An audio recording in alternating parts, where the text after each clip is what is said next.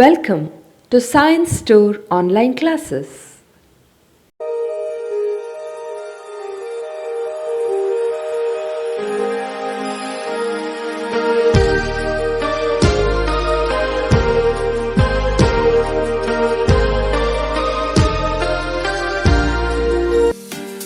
Don't forget to like our video and subscribe our YouTube channel for all the updates.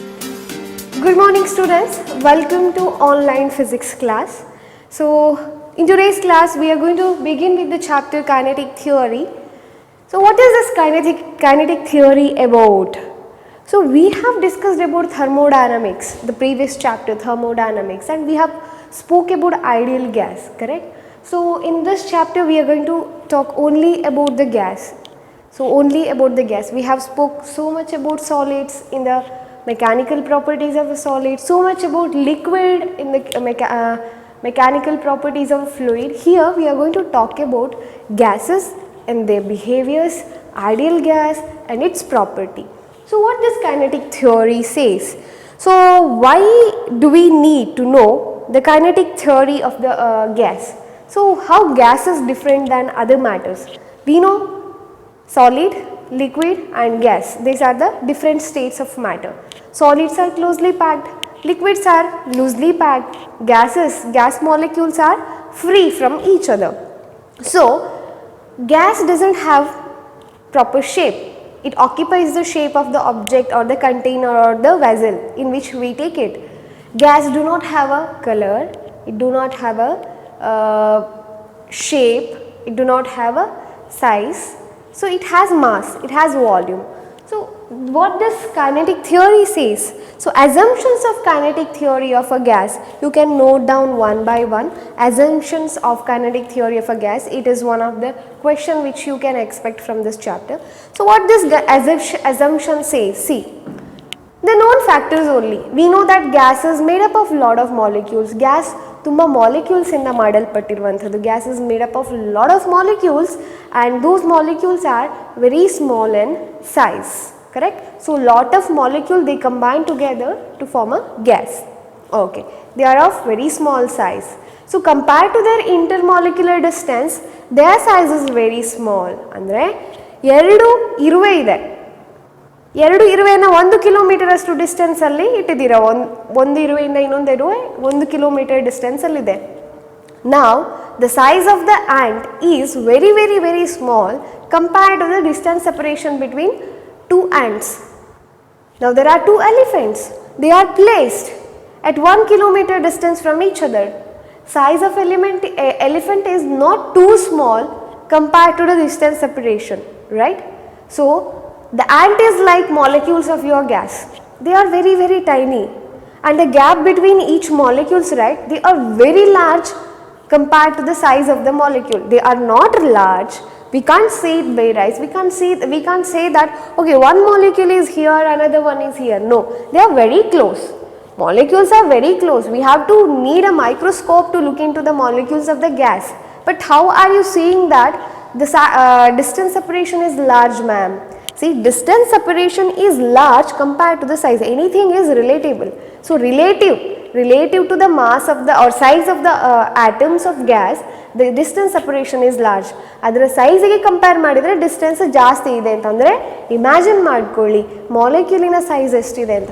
Molecules of the size are of the order 10 to the power of 9. So distance separation is 10 to the power of 10. So 10 to the power of 9 order minus 9, correct? 10 to the power of minus 9 in order ಗಿಂತನೂ ಕಮ್ಮಿ ಅದರ size ಇರ್ತದೆ ಮಾಲಿಕ್ಯೂಲಿನ size. So molecules are very small compared to the distance separation between them. And see, these molecules, the force of attraction experienced by them is negligible. Gas molecules are like their size is very small and compared to their distance separation it is too small, so their force of attraction is negligible compared to the distance separation between them unless it is colliding. Collide ಆಗಬೇಕಾದ್ರೆ they are very close ಅಂತ feel ಆಗ್ತದೆ. Otherwise ಅದರ distance ಅದರ ಸೈಜಿಗೆ compare ಮಾಡಿದ್ರೆ ತುಂಬ ಜಾಸ್ತಿ ಇದೆ. So ಹಾಗಾಗಿ ಅದರ ನಡುವೆ ಫೋರ್ಸ್ ಆಫ್ ಅಟ್ರಾಕ್ಷನ್ ಇಲ್ಲ ಅಂತ ಹೇಳ್ಬೋದು. ಎರಡು ಎಲಿಫೆಂಟ್ 1 ಕಿಲೋಮೀಟರ್ ಡಿಸ್ಟೆನ್ಸಲ್ಲಿ ಇದ್ದರೂ each elephant can see each other. Elephant A can see elephant B because the size is larger. So elephant A can understand what is elephant B is saying. So there is an attraction between them. But ant which are separated by 1 kilometer distance, they can't see each other ಅಲ್ವಾ. 1 kilometre distance ಸೆಪರೇಷನಲ್ಲಿ ಇಟ್ಟಿರುವಂಥ ಎರಡು ಇರುವೆಗಳು ಒಂದನ್ನೊಂದು ನೋಡಲಿಕ್ಕೆ ಸಾಧ್ಯನೇ ಇಲ್ಲ, ಅಥವಾ ಅಲ್ಲಿಂದ ಇಲ್ಲಿಗೆ ಇನ್ಫಾರ್ಮೇಷನ್ನ ಟ್ರಾನ್ಸ್ಫರ್ ಮಾಡಲಿಕ್ಕೆ ಸಾಧ್ಯ ಇಲ್ಲ. ಸೊ ಆ ಅಟ್ರಾಕ್ಷನ್ ಕಮ್ಮಿ ಇದೆ ಇರುವೆಗೆ, ಬಟ್ ಆನೆಗೆ ಅಟ್ರಾಕ್ಷನ್ ಇದೆ. ಸೊ ಇರುವೆನ ನೀವು ಗ್ಯಾಸ್ ಮಾಲಿಕ್ಯೂಲ್ ಅಂತ ಕನ್ಸಿಡರ್ ಮಾಡಿ. Gas molecule are so tiny that their force of attraction is negligible unless they collide. ಆ ಎರಡು ಇರುವೆನ ತಂದು ಪಕ್ಕ ಪಕ್ಕ ಇಟ್ಟರೆ they can have a interaction between them. So unless molecules are colliding, their interaction is negligible, and they move in all the possible direction. It's not that they move in a straight line, they move in all the possible direction with all the possible velocity. Adra velocity 0 ದಿಂದ infinity ವರೆಗೆ ಇರ್ತದೆ. The velocity of the gas molecule will be from 0 to infinity. So they move, they have very small size. The size is very small compared to the distance separation. Attraction, force of attraction between them is negligible. They move in all the direction. Their velocity is different, and it is from 0 to infinity. And when they collide, right, the molecules collide with them and with the wall of the container, it will be completely elastic, perfectly elastic. In work power energy you have learnt what is elastic collision, what is non-elastic collision ಅಂತ ನೀವು ಕಲ್ತಿದ್ದೀರಾ.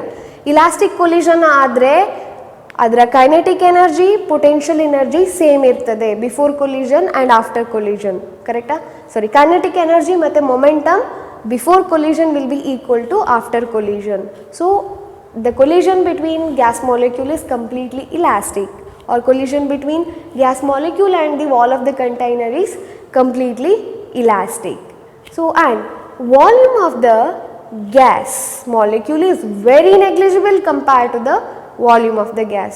Again it comes with the size. Volume of the gas molecule is very negligible with the volume of the gas, and they collide, right? So here is one gas molecule, here is another, this is a container. There are infinite number of molecules. Let's say molecule A and molecule B, they come and they collide. Okay, so after collision, this is B, this is A. B goes in this direction, A goes in this direction. Okay, B again collides with C, A again collides with D. So now this collision and this collision is successive. This collision and this collision is successive collision.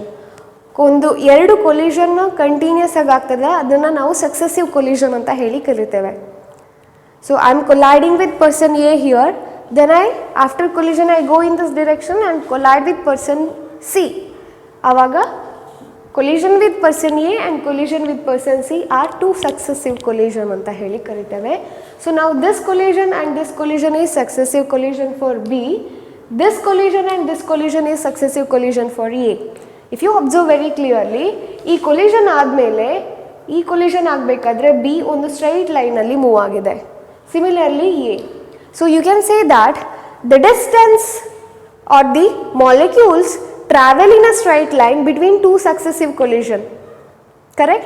Molecules travel in a straight line between two successive collision. If you consider overall direction, it is not straight line. See, A moved like this first and then it moved like this. But between two successive collision this and this, A is moving in a straight line.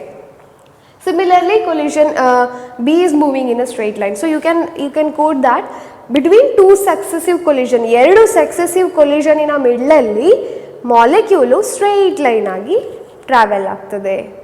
ಆಗ ಈ path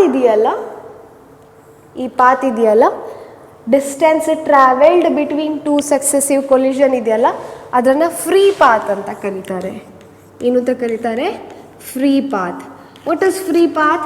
free path is a distance travelled by molecule between two successive collision. ಏನು ಹೇಳ್ತಾರೆ? Distance travelled by molecule between two successive collision.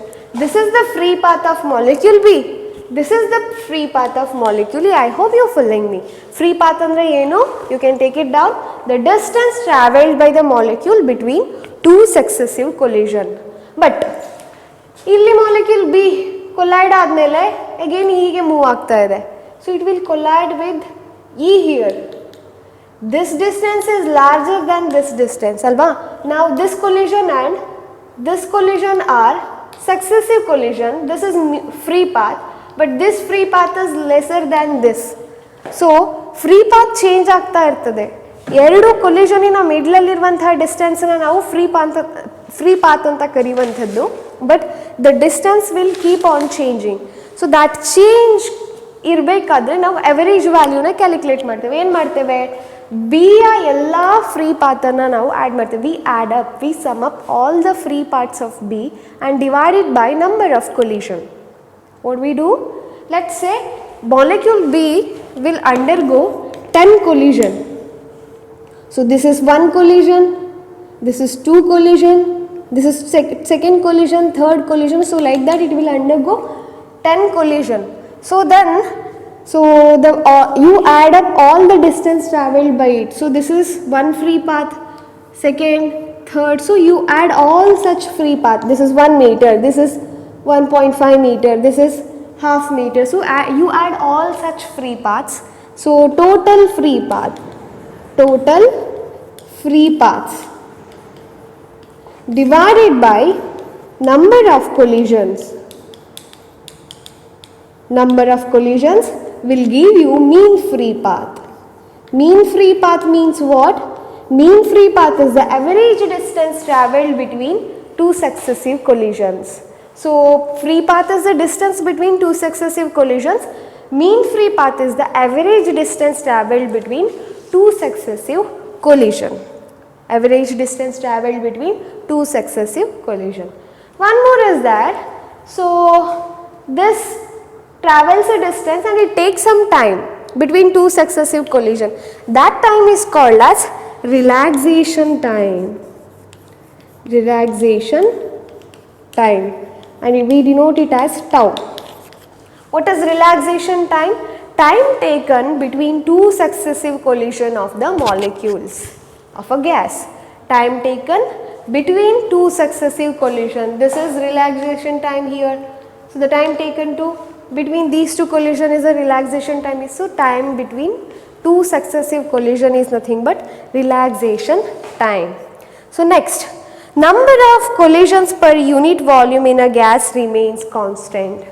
So if you consider a unit volume, in this volume, number of collisions will remain constant. Note that point. Number of collisions.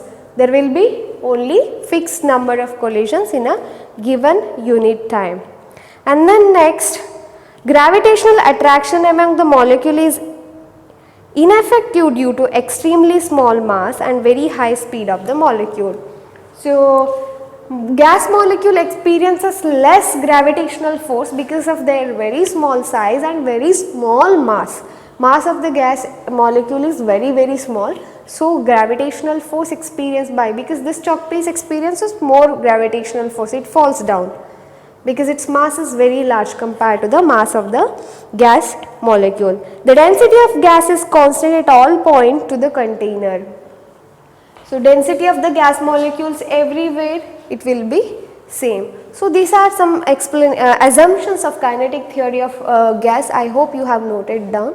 So there are a lot more assumptions of kinetic theory of gas. You can refer it in different books. So for now, as far as board is concerned, this much I am mentioning, but there are a lot more assumptions of kinetic theory of gas.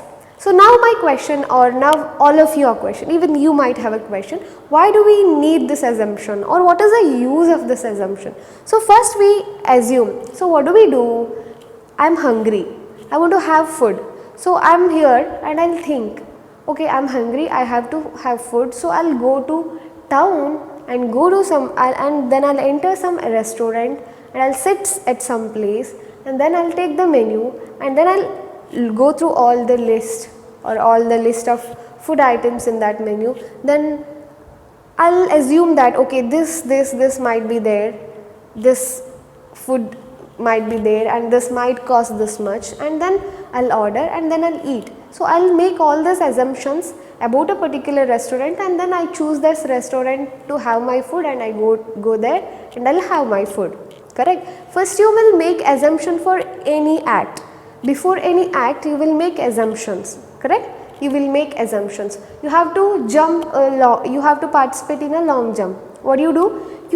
You make the assumptions first. You predict what should be the length of your leg, what should be the force you should apply on you so that you can jump to a longer distance. So all those assumptions you make.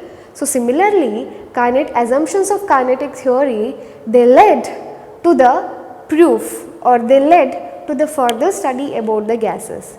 So these are the main intention of assumptions of kinetic theory of gas. So now let us study some of the behavior of the gases, or let us discuss some of the concepts that you should be aware about to study the kinetic theory or to study anything about gas. So you might already aware about Boyle's law, Charles' law and ideal gas. As I mentioned earlier, ideal gas is a non-practical gas which doesn't exist, it is not a real gas, and it obeys Boyle's law and Charles' law. So what Boyle's law says? Boyle's law says that at constant temperature,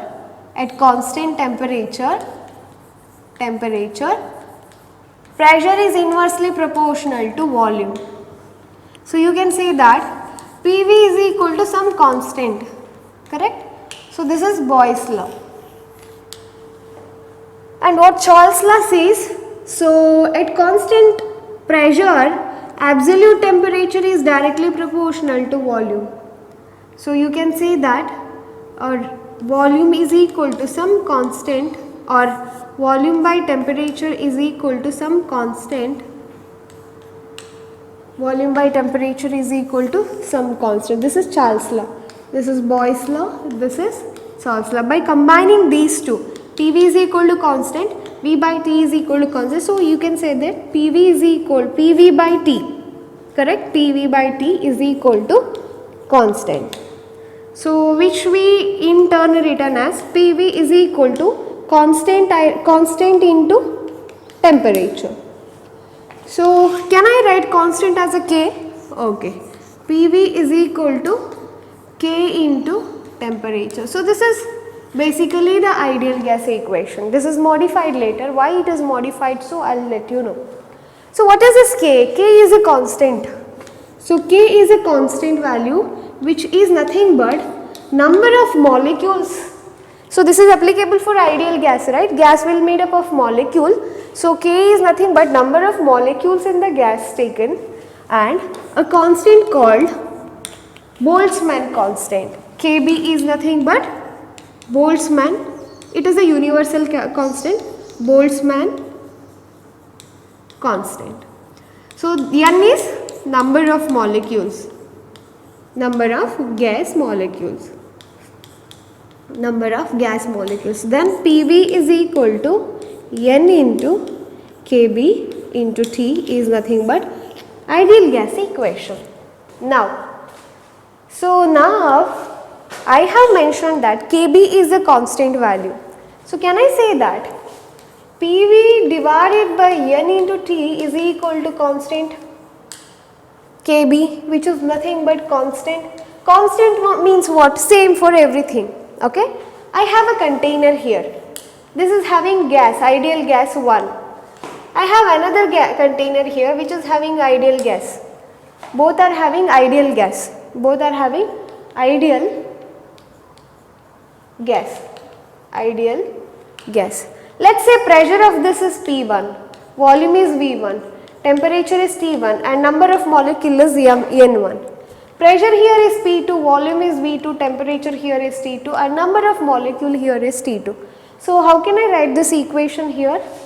P1 V1 divided by N1 into T1 is equal to Kb. How can I write the same expression here? P2 V2 by N2 into T2 is equal to Kb. See, if you look at both the equation, on the right hand side we have Kb, so you can say that these two are same, correct? So can you say that T1 V1 by N1 into T1 is equal to P2 V2 by N2 into T2. Look at the equation very clearly, students. I have taken two containers having ideal gas, having different pressure, different volume, different temperature and different number of molecules. But this quantity will be equal, PV by NT quantity will be equal. Let's say pressure, volume and temperature of both containers are same. Pressure and volume and temperature here is PVT. Let's say number of molecule is N1 and this is also PVT, number of molecule is En2. Then what will be this equation? So P1 is PV by N1 into T is equal to PV by N2 into T. Gets cancelled. I am writing for this expression. Instead of P1 we have V, instead of V1 we have V1, T1 we have T. So similarly here.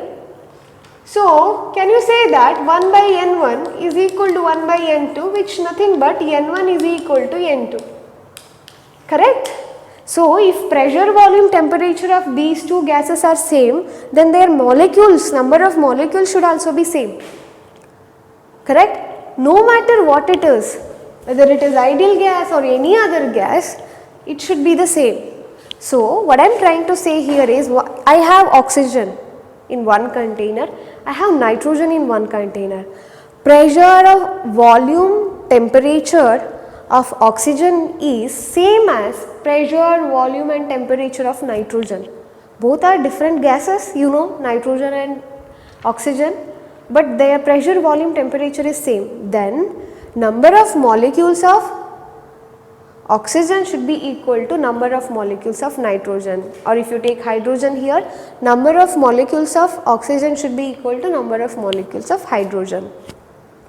So number of molecules of gas will be fixed for a constant pressure, constant volume and constant temperature. So what is that constant pressure? So pressure is equal to 1 atmospheric pressure. You know what is 1 atmospheric pressure. And temperature is at 273 Kelvin, when the temperature of gas is 273 Kelvin. And volume, I don't know, volume, can I call it as volume? 22.4 liter. 22.4 liter of volume. When the volume is 22.4 liter of the gas, any gas, they have a fixed number of molecules. Those molecule is nothing but 6.02 into 10 to the power of 23. So it might be oxygen, it might be nitrogen, it might be hydrogen, any gas, ideal gas, noble gas, any gas, they will have only this many number of molecules. When they are at 273 Kelvin pressure, 273 Kelvin temperature, 1 atmospheric pressure and 22.4 liters. So ma'am, why are you mentioning it as a 4 liter? Yes, in gas you can measure it as a liter. Liquid can measure in terms of kg. So number of molecule will be this much. So number of molecule, this number of molecule is called Avogadro number. What is that? Avogadro number. So what is Avogadro number? Avogadro number is the number of molecule of any gas which is having pressure 1 atmospheric and temperature 273 Kelvin and which is of 22.4 liter. How much? So I have oxygen, it is of 22.4 liter oxygen I have, and I maintain its pressure 1 atmospheric, temperature is 273 Kelvin. Then without measuring, counting the number of molecule, I can say it is Avogadro number. So Avogadro number is this much. So the mass of this Avogadro molecule, so mass of these many molecules are called molar mass. What is molar mass? Mass of or weight of Avogadro number of molecules, and we denote it as m0.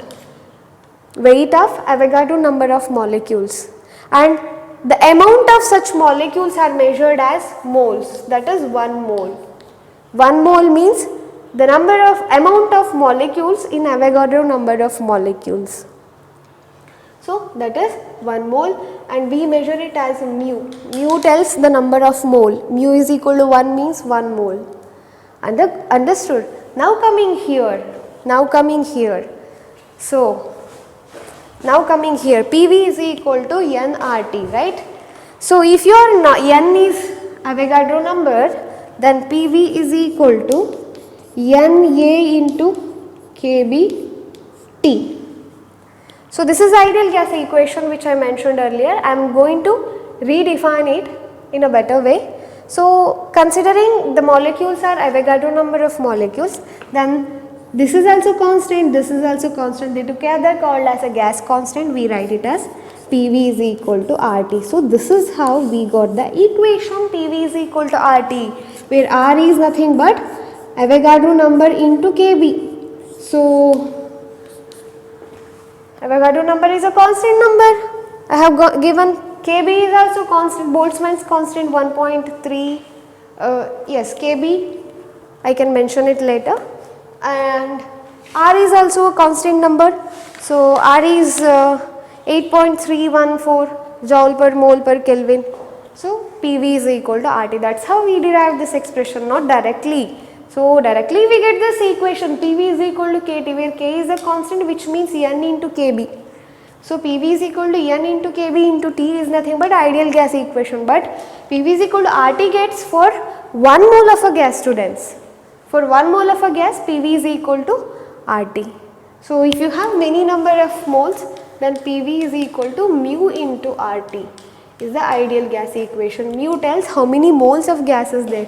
Mu is equal to 1 means PV is equal to RT. Mu is equal to 5 means PV is equal to 5 RT. Understood? So this is about your ideal gas equation. That's how we derive ideal gas. We derived ideal gas equation. So yes, this is about the behavior of a gas. Now we will discuss about Boyle's law and Charles' law. Yes, moving to the Boyle's law and Charles' law. What Boyle's law says? So we discussed about it. Boyle's law says that at constant temperature, pressure is inversely proportional to volume. Correct? Pressure is inversely proportional to volume. That's what it says. Means when the pressure increases, volume decreases. See, the solid lines you see, right? So they are the graph for pressure versus volume of the steam. Steam, you know, when you boil the water, after boiling it will convert into steam. So at different temperatures, so this is the graph at T1 temperature, this is at T2, this is at T3. T1 is greater, T2 which is greater than T3. So solid lines are for steam, the dotted lines are the graph for Boyle's law at certain pressure and temperature. That certain pressure and temperature is 22 atmospheric pressure and volume should be 0.09 liters. Pressure and volume. Pressure is 22 atmospheric pressure, volume is 0.09 liters. So you can see that at lower pressure, the graph dotted line matches with the solid line. Means at low pressure only the Boyle's law is valid by gas, because steam is not ideal gas. So for other gases, it is a gas, steam is a gas. So other than ideal gas, Boyle's law is valid at low pressure. So ultimately this graph is, the intention of this graph is to show that at low pressure the ideal gas equation graph, or else you can say that the dotted line is for ideal gas. So ideal gas equation graph or ideal gas graph matches with the normal gas at low pressure in pressure versus volume curve. Here temperature versus volume curve, which comes under Charles' law, which says that absolute temperature is directly proportional to volume.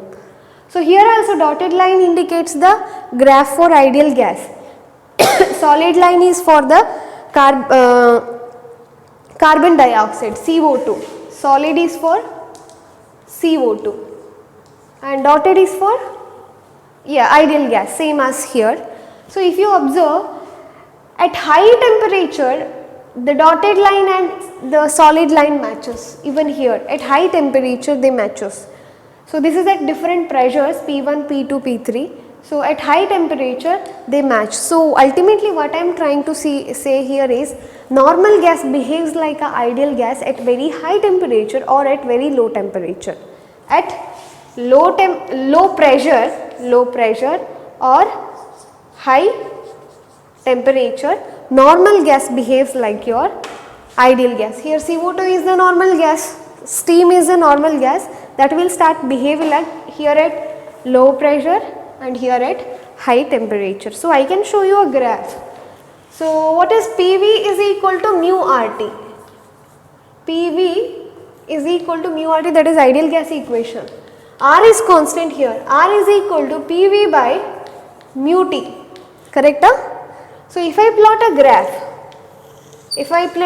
a graph by taking R along y axis and pressure along x axis, for ideal gas I should get a straight line because R is a constant value. At certain value I should get a straight line. This is ideal gas equation, ideal gas graph. So if you plot it for different gases, so that will observe like this, students. This is for different gas at different temperature. This is at T1, this is at T2, this is at T3. So this is greater and T2 is greater than T3. So if you observe, as the temperature is greater, the graph of normal gas will be very closer to your ideal gas. So the graph should have been straight line for any gas, but only for ideal gas it will be straight line. For rest of the gas, this is how graph will look like, because they are not ideal gas, they don't obey Charles law and Boyle's law completely. R is not constant for them because this is not their equation, this is the equation of ideal gas. So this is about your Boyle's law, how Boyle's law, Charles law varies between ideal gas and different gases, behavior of your normal gas for the different laws.